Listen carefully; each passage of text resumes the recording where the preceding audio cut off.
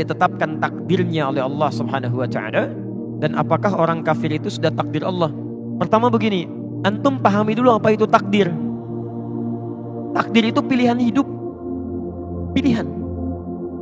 Yang pilihan kita itu kemudian ditetapkan oleh Allah Subhanahu wa taala. Jadi Anda bisa terbuka ingin mengambil atau tidak, itu pilihan Anda. Karena itu manusia diberikan kemampuan untuk memilih. Misal, baik dan buruk. Allah ciptakan ini baik, ini buruk.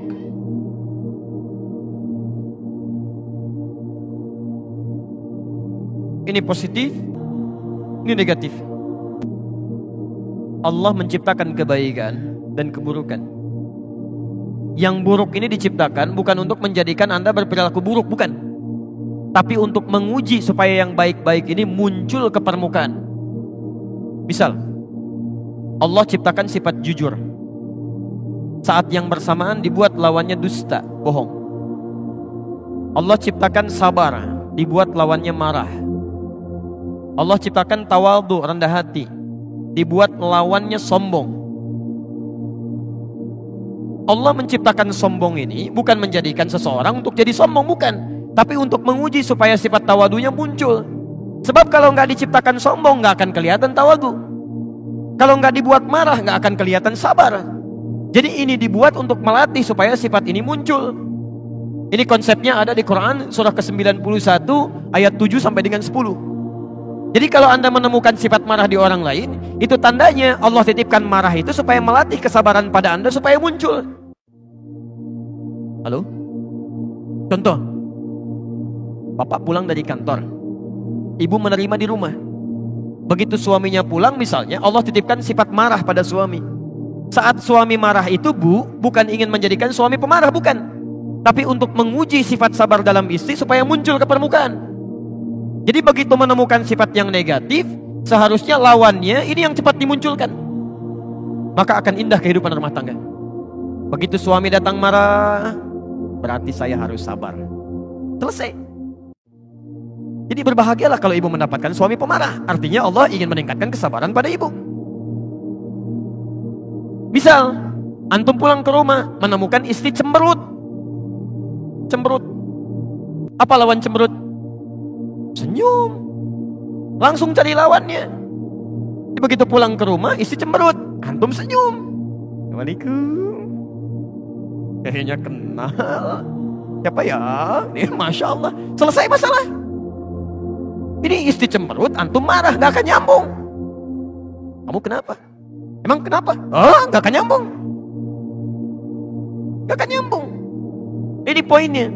Jadi itu keduanya pilihan. Saya pernah ceritakan di Bali itu Masya Allah. Dia ada satu keluarga soleh yang luar biasa, tinggalnya di Karawang, punya anak 3. Itu sudah punya kebiasaan yang baik. Tapi satu kali suami pulang dari kantor lebih awal, ya biasa disambut istrinya, masakan biasanya sudah jadi, ini belum jadi, masih masak di dapur. Maka disambutlah suaminya, dicium tangannya, karena suami lelah, capek dan lapar. Maka minta pada istrinya supaya dibuatkan dulu makanan pembuka, mie lah ya, semacam itu. Istrinya mempersilahkan duduk di ruang makan, tunggu pak, dimasak dulu katanya. Begitu sedang masak, karena saking sibuknya lupa. Ini nyata, garam yang 1 sendok tertuangkan ke mie yang tadi mau dihidangkan. Jadi yang mau masuk ke sayur pindah ke mie. Itu dalam suasana yang sedang sibuk, lupa, diaduk. Masya Allah, dengan bangganya istrinya menyampaikan pada suaminya hidangan mie yang sudah dinanti itu. Disampaikan, silakan pak, ya, ditunggu dulu, mudah-mudahan nanti cepat selesai masakannya. Tayyib. Antum pulang dari kantor, capek luar biasa, lelah dan lapar, disuguhi mie dengan garam 1 sendok. Bagaimana respon pertama yang akan Anda katakan? Masya Allah. Lihat-lihat kalimatnya. Ini keluarga sudah paham dengan konsep ini.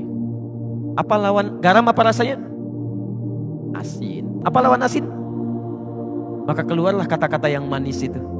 Ma, ini sayang. Anak 3 manggil sayang. Masya Allah, di dapur. Datanglah istrinya. Belum selesai bu. Kalimat keduanya lebih manis lagi. Sini, duduk samping papa berdua. Belum selesai. Kalimat ketiganya, ini pamungkasnya. Helwa, Masya Allah. Sini papa suapin, jarang rasanya kita makan berdua. Manis. Gak ada kata-kata kasar. Jarang rasanya kita makan berdua. Sini papa suapin. Istri mana yang tidak senang dengan tawaran suami? Mau disuapin lagi. Apa yang terjadi? Ketika mulai disuapi, ini nyata. Ketika disuapi, istrinya merasa ada yang tidak beres di situ. Dia tidak tertawa, tapi dia menangis, Pak. Dia turun ke lantai, dicium kaki suaminya. Dia minta maaf. Maafkan mama, Pak. Mama tidak sengaja, katanya tidak tahu. Apa kata suaminya? Jangan begitu, diangkat. Papa kan cuman katakan, lama rasanya kita nggak makan berdua. Apa yang terjadi? Gara-gara garam 1 sendok yang asin ini, muncullah cinta yang sangat manis bersemi. Laparnya hilang, keduanya masak di dapur bersama-sama. Jadi kalau ada seseorang ini dipilih yang baik tentang iman, kemudian ini kufur, dia diberikan pilihan untuk memilih apakah ingin beriman kepada Allah atau ingin ingkar dari Allah. Tapi saking sayangnya Allah tidak memberikan kepada hambanya peluang untuk menjadi buruk kecuali diberikan jalan untuk mendekat kepada Allah. Maka diturunkanlah apa yang disebut dengan hidayah, supaya hambanya nggak salah pilih. Hidayah, supaya nggak salah pilih. Padahal mudah bagi Allah untuk membiarkan, ayo pilih aja sana, ini pilih sini. Tidak. Saking inginnya Allah semua hambanya memilih yang baik, diberikan hidayah. Ada yang masuk lewat telinga. Azan. Apa artinya azan? Bukan, itu secara fikih. Kalau secara bahasa artinya telinga. Jamaknya udhun. Ya, maaf, dari kata udhun jamaknya azan, telinga. Jadi kalimat yang satu-satunya yang akan sampai kepada telinga selama masih punya pendengaran. Saya saat berada di Kairo, di Mesir selesai azan, itu Libya azan. Libya selesai azan, Tunisia azan. Tunisia selesai azan, Maroko azan. Maroko selesai azan, Aljazair azan. Nyebrang sedikit ke Spanyol, ke Perancis, ke Italia. Ternyata Masya Allah, lafaz azan tidak pernah berhenti dalam 24 jam. Antum cek aja Selamongan sini. Jadi berhenti, sana azan, sana azan, sana azan, 24 jam. Kalau itu bukan kalimat yang Allah sampaikan kepada kita, mustahil bisa ada kalimat seperti itu. 24 jam. Bukankah di situ diperkenalkan lafaz Allah? Allahu Akbar, Allahu Akbar. Bukankah diperkenalkan kalimat syahadat? Asyhadu an la ilaha illallah. Dan tidak sedikit orang mendengarkan azan kemudian dia masuk Islam. Ada hidayah lewat pandangan. Ya, pernah ada 2 orang, 1 orang Indonesia, kedua dari luar. Kuliah di Amerika. Yang orang Indonesia ini bagus. Dia seringkali lihat acara Channel One dari Mekah yang tersambung lewat Masjidil Haram. Cara singkat, 1 kali dia sedang buka acara sholat Isya di Masjidil Haram. Ya, imamnya saat itu Syekh Sudes. Dia iseng bertanya kepada kawannya.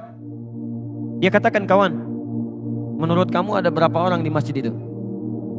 Kata non-muslim tadi, ya mungkin ribuan orang.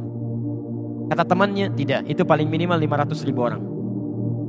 Lalu dia bertanya lagi, berapa waktu yang dibutuhkan untuk menjadikan orang-orang ini bisa rapi seketika? Kata temannya tadi, paling minimal mungkin 2 pekan. Jadi dia bayangkan satu-satu dirapikan begini. Kata temannya yang muslim, saya akan tunjukkan kepada anda, tidak sampai 5 menit semuanya akan rapi. Temannya kaget, mustahil itu. Kata kawannya, saya tunjukkan. Begitu iqamah, Allahu Akbar, Allahu Akbar, Allahu Akbar.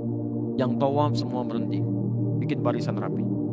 Belum 1 menit, temannya sudah bingung. Tunggu sebentar. Begitu Syekh Sudes mengatakan istau taqimu, rapatkan, luruskan, kemudian mulai bertakbir, semua takbir, tidak ada yang diam. Tidak tahu apa yang terjadi. Teman ini langsung berkata yang non muslim, tolong tunjukkan kepada saya bagaimana caranya masuk Islam, karena agama ini pasti bukan rekayasa manusia, mustahil bisa begini. Tunjukkan pada saya bagaimana caranya masuk Islam. Orang cuma nonton sholat Isya bisa masuk Islam. Antum yang sudah dikasih nikmat Islam menunda-nunda sholat Isya. Itu pilihan. Di konsep ini ada di Quran surah ke-29 ayat 69.